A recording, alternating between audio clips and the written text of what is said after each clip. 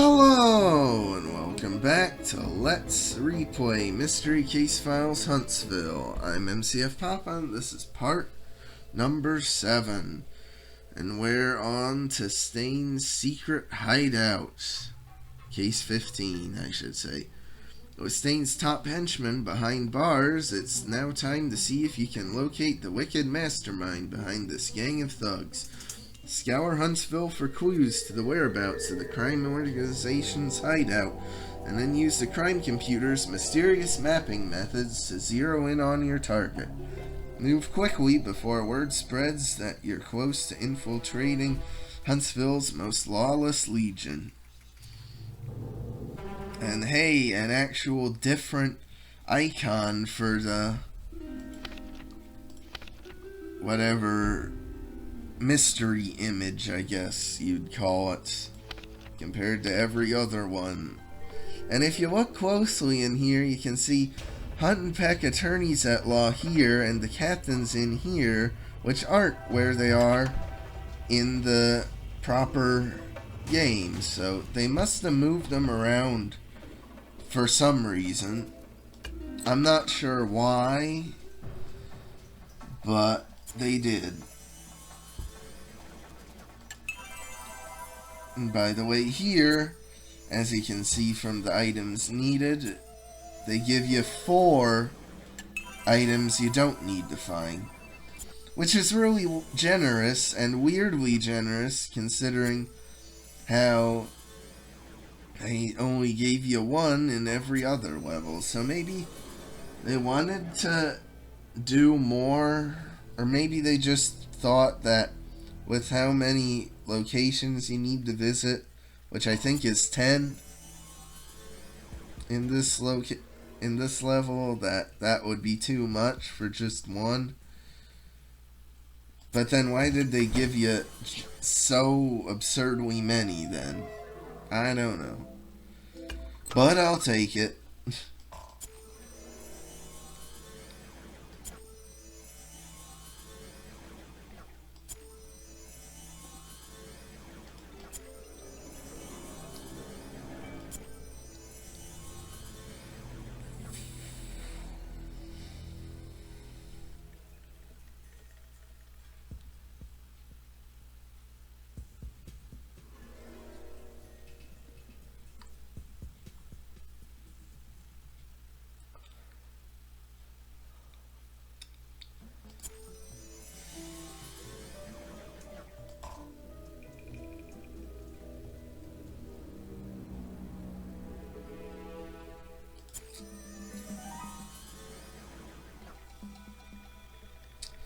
And that means if, like, I have trouble finding an item, I don't need to spend a lot of time worrying about actually finding it. I can just leave and go to some other place, because there's plenty of leeway.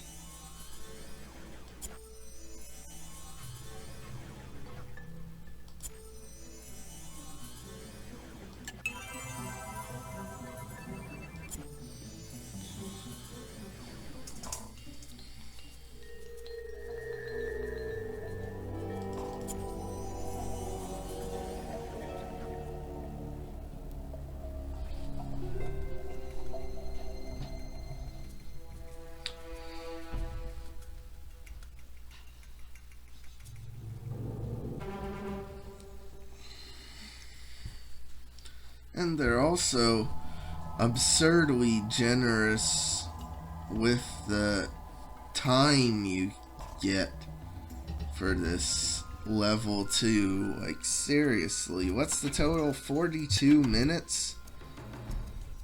Like, that's way plenty time.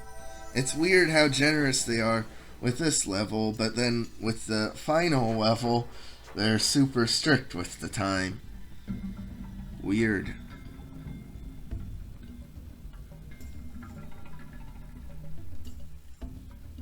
And oh, I was just about to leave and go somewhere else, but then I decided, then I was able to find that. Now, if I was doing a speed run of this game, I would just automatically skip the 5 cameras, because that's way too slow and not worth it for only 1 item progress toward your goal. Which, yeah, that is pretty weird. I guess they didn't want to actually program it in to have a variable amount of items needed depending on the who has, like, if you have a bunch of multiple item sets, maybe that they thought that would be too confusing. I don't know.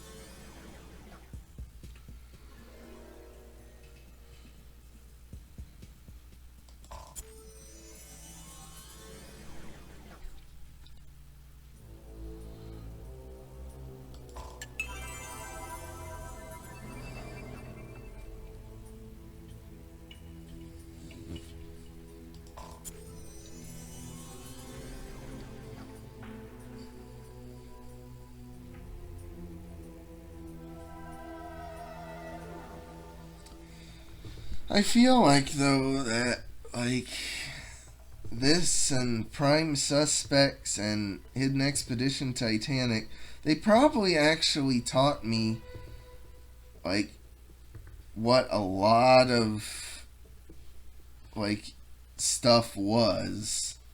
You know, like, it's probably more effective educational tool than, like, just a picture book or something, which is kind of dull. Like, here, where you gotta search and find items, like, oh, a heart can look like that, or a heart can look like that. Oh, that's what a tie is.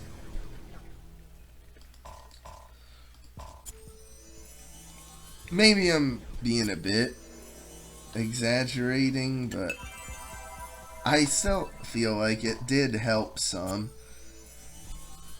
And also probably with reading, like learning, oh, what stuff corresponds to what. Well, when I was 6, I knew how to read somewhat, you know? But, like, actually being able to associate, like, various nouns, I don't know. It probably did help somewhat. Maybe I'm giving it too much credit, but I really feel like it did do some good. So, if you have a little 6-year-old, get this game and have them play it, because it'll only help them, I guess.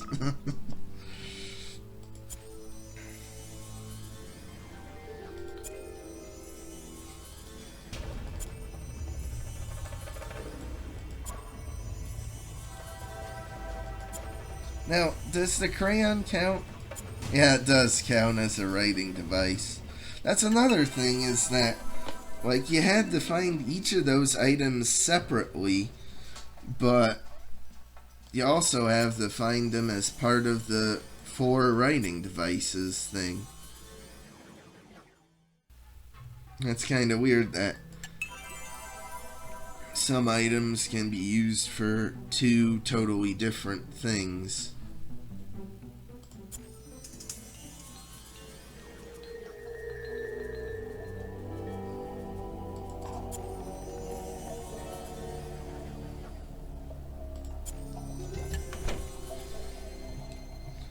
Alright. I'm saving the Ivan's Cafe and the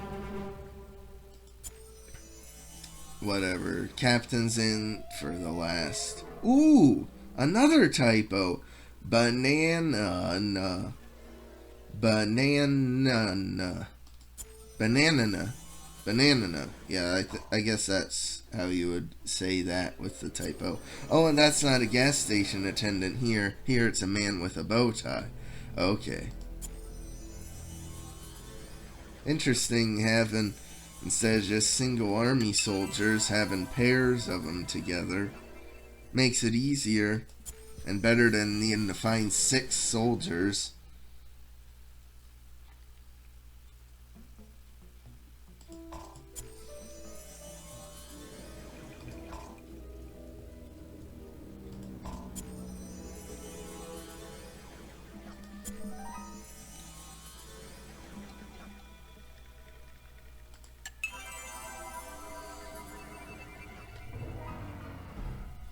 There's the mask. I thought I had to find the mask before, so it was bugging me that I was struggling a bit.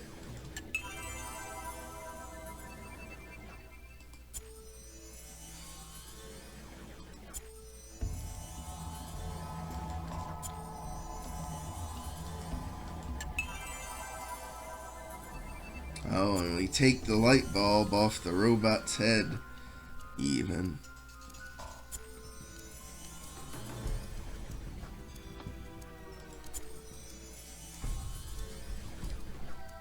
I wonder if I suppose tin would be safe for kids to use for like toys and that, but even if like the tin metal itself probably didn't directly harm the kids, I guarantee they were painted with lead paint probably.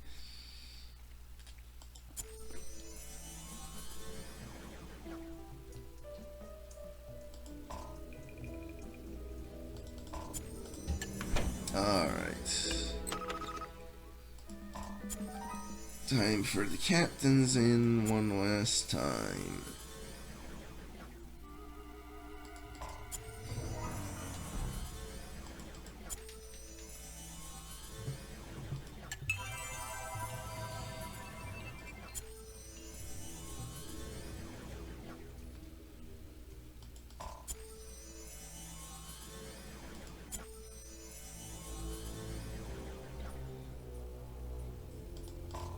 Alright, now for Ivan's Cafe one last time. Never did find the stupid fish. Got no clue where it would be or how it would be able to give me so much trouble in finding it. Weird. Oh well.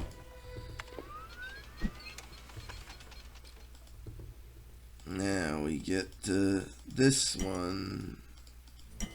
It's a cool change of pace. Like instead of having a suspect to find, having the actual map screen.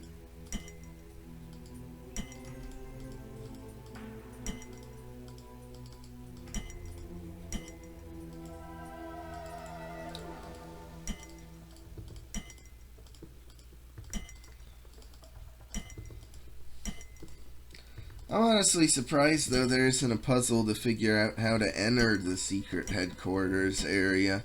It's just open automatically for you in the next level. That's a bit weird.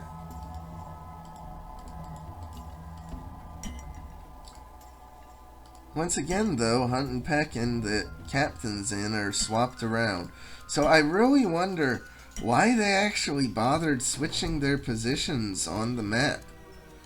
Like, what was so important that they had to move Hunt and Peck to the upper corner, move the Captain's Inn over there, and move Rudy's barbershop there?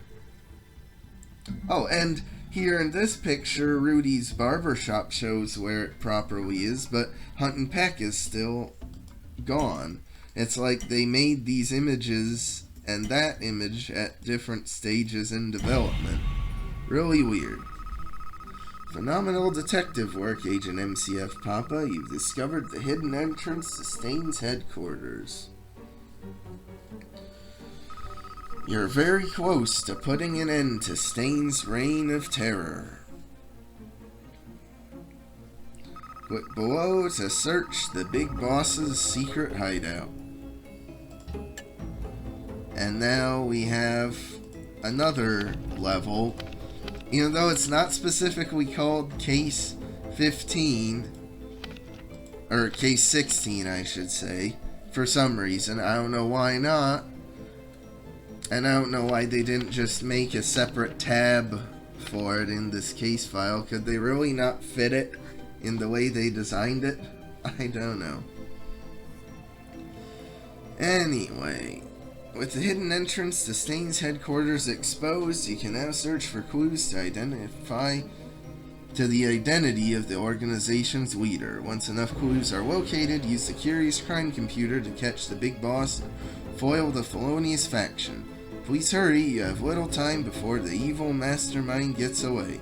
Huntsville citizens are counting on you to end the plague of criminal activity.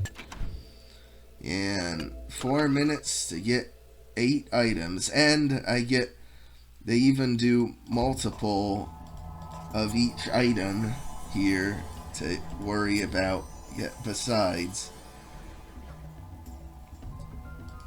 And apparently S.T.A.I.N is so evil they even have a whole nuke just ready to go to drop on the population. Even though most of their other crimes are just kinda basic and petty and kinda silly,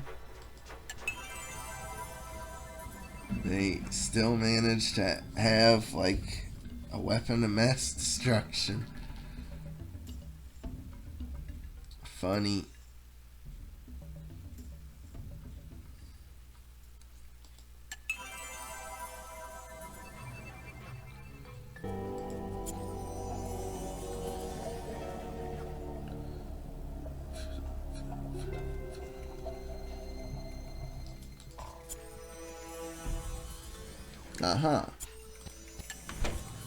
There we go. And my favorite joke of the whole game is that it turns out the evil criminal mastermind of the whole organization is like a grandma.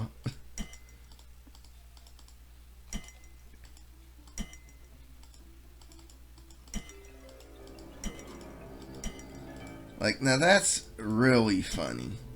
Like I said, I love the humor in this game. I wish later MCF entries had this sort of thing more. Hurry up, time's running out. Yeah, first time you get the 2-minute warning. That's like, obviously time's running out. You barely gave me any to start with.